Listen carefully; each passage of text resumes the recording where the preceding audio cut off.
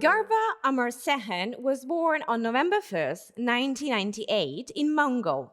He would live with his mother in a tent until her death in 2015 due to a chronic disease. She influenced his poetry, though never got to see his poetry collection. From 2017, he got deep into poetry himself and commenced composing poems. Finally, his proper poetry collection is published by Eurobox with the title The Mystic in a Wild State. Today, we have the pleasure to meet the author so that he can talk to us about the book. Hi, Garva, and thank you for accepting this telephonic interview. Hi, I'm also grateful that you're interviewing me for the book. So let's start from the beginning. When exactly and why did you decide to write a poetry collection? What was your inspiration beside your mom, which we totally get? So, except my mother, I would say one of the inspirations that I got for writing poetry is definitely related to poets who influenced me, such as French poets, namely Arthur Rimbaud and Charles Baudelaire, and so on and so forth. And after reading their books, which really influenced me, that I commenced writing. And then as I write, by and by, my writing got better and I built this confidence, and which further turned out to be a poetry collection. And what are the main themes of your collection and how is it structured?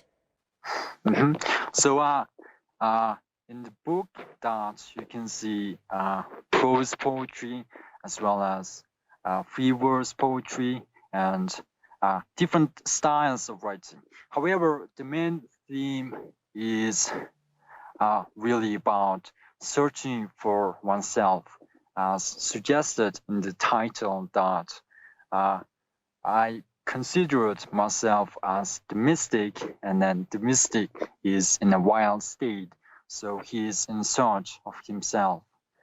And also, I would say there were lots of poems related to nature and also Mongolia, as well as my experience in US and many other themes that you can actually read through.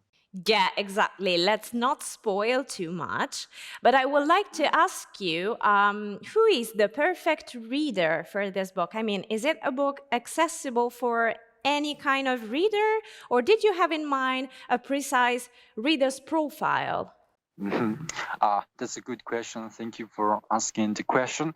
I would say it'd be better not for children due to some themes. However, I would say that it's suitable for all ages, and then for all those who loves reading poetry, especially because poetry presents so much things that a human mind even sometimes cannot even imagine.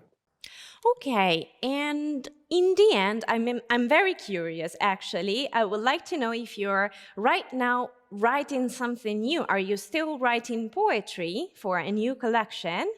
I would say at the moment I'm not really writing. However, once some new lines or some ideas pop up, I just jot down in my notebook. However, I'm really looking forward to how people react to this book, and then after that, I will definitely publish another one in the future.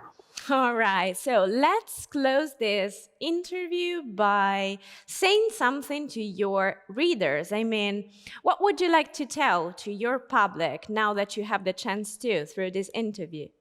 Literature and poetry are parts of art.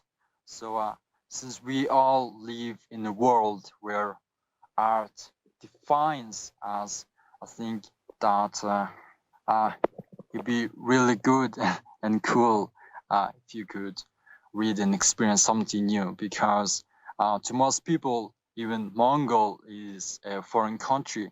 So for those who wants to see and experience something new, I would definitely recommend this book. Thank you, Garva. Thank you again for your time. And of course, we want to wish you best luck with your book out there. Thank you so much. This book brings hope for the future. It is a work of literature that transcends time and religion. It is haunting and surreal. Truly, the mystic lives among us in a wild state in our modern age. The Mystic in a Wild State, written by Garva Amarsaikhan, is now available in bookstores and digital platforms. It's a publication by Eurobox.